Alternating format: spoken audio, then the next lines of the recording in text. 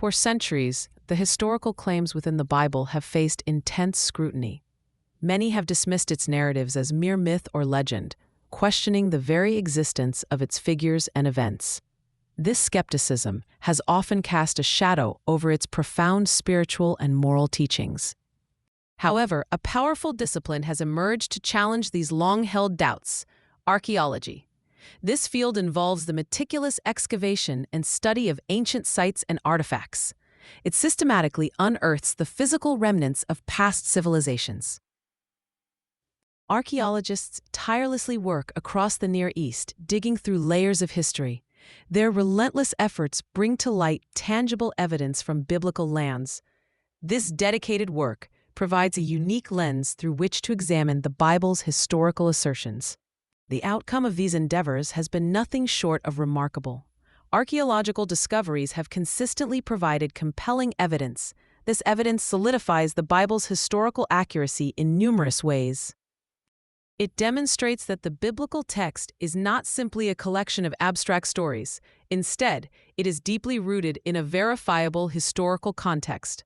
This initial focus underscores archaeology's crucial role in verifying historical claims. It offers external validation for the people, places, and events described within its pages.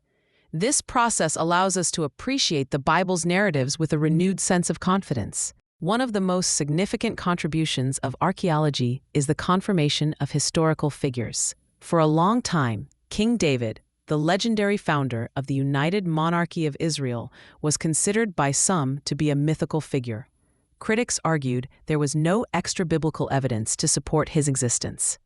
This view began to change dramatically with a pivotal discovery. In 1993, archaeologists unearthed a monumental inscription at Tel Dan in northern Israel.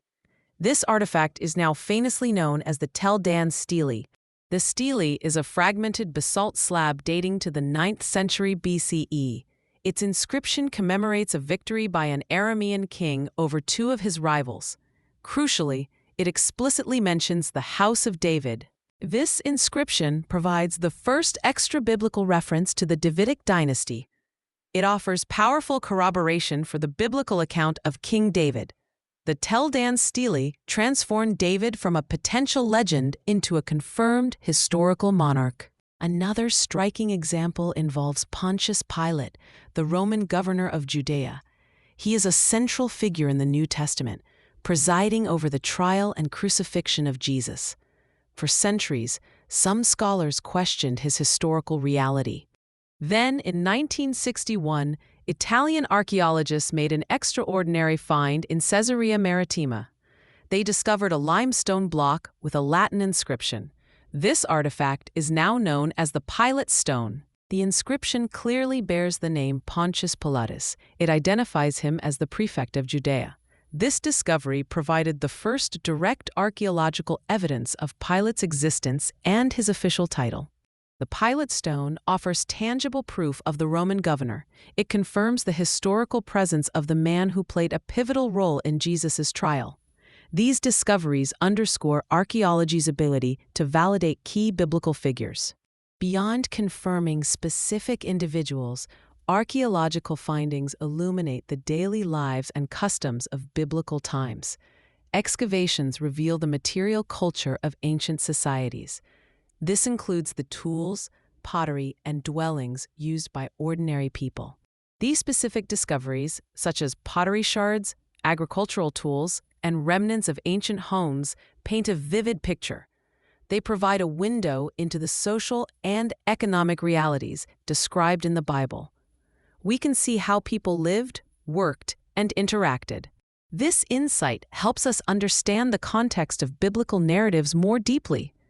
It shows that the customs and practices mentioned in the scriptures were authentic to their historical periods. The details of daily life, from food preparation to housing, align with archaeological evidence. Furthermore, extensive city excavations have provided profound insights. Sites like Jericho and Hazor, prominent cities in the Old Testament, have been meticulously explored. These excavations reveal layers of occupation and destruction. At Jericho, for instance, archaeologists have uncovered evidence of destruction and rebuilding cycles. These findings align with the city's tumultuous history. The biblical account in the book of Joshua describes the dramatic fall of Jericho. While the exact nature of the destruction remains a subject of scholarly debate, the archaeological record confirms the city's existence and its periods of upheaval.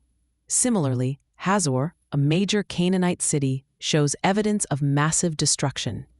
This destruction is consistent with its conquest by the Israelites as described in Joshua. These urban excavations provide physical proof of the cities mentioned in the Bible. They demonstrate that these places were real, thriving centers of ancient life. The archaeological data often corroborates the general historical framework presented in the biblical text. Archaeology also offers compelling evidence for specific events described in the Bible. One significant example is the Babylonian exile, a pivotal period in Israelite history. The Bible recounts the destruction of Jerusalem and the forced deportation of its inhabitants to Babylon. For centuries, this event was known primarily through biblical texts. However, archaeological discoveries have provided powerful external confirmation. These findings shed light on the realities of the exile. A key piece of evidence comes from the discovery of cuneiform tablets in ancient Babylon. These tablets, part of the Jehoiachin's rations tablets, were unearthed in the royal archives of Nebuchadnezzar II. They date to the early 6th century BCE.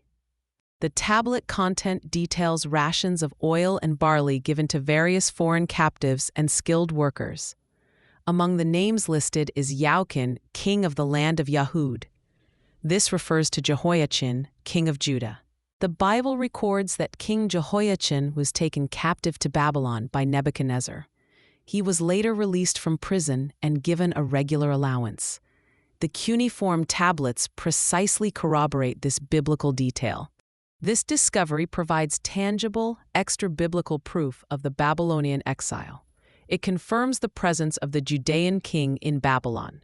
Such findings demonstrate the historical accuracy of even specific, seemingly minor, biblical details. These archaeological confirmations strengthen the historical foundation of the biblical narrative. They show that the events described were not merely literary constructs. Instead, they were real occurrences in ancient history. It is crucial to approach the relationship between archaeology and the Bible with nuance. Archaeology does not prove the Bible in a purely scientific or mathematical sense. The Bible is a text of faith, and faith remains a fundamental requirement for its adherents. Archaeology cannot confirm theological truths or spiritual revelations. It operates within the realm of material evidence and historical reconstruction. Therefore, it does not eliminate the need for personal belief. However, archaeology's primary role is to provide significant external validation for the biblical text. It offers independent corroboration for its historical claims. This validation is invaluable in an age of skepticism. It effectively rebuts the common assertion that the Bible is simply a collection of myths or legends. The consistent alignment of archaeological findings with biblical accounts challenges this dismissive view. It demonstrates the Bible's grounding in reality. The true nature of the Bible, as revealed by archaeology, is that it is a text rooted in a real historical context. Its narratives unfold within verifiable geographical and chronological frameworks. This historical grounding enhances its credibility. The overall trend of archaeological discoveries continues to support the historical reliability of the Bible. While not every detail has been confirmed and some areas remain debated, the cumulative evidence is compelling. New discoveries frequently add to this growing body of support. This ongoing process offers a deeper appreciation for its narratives and characters. It allows us to engage with the biblical story not just as spiritual truth, but also as a historical record.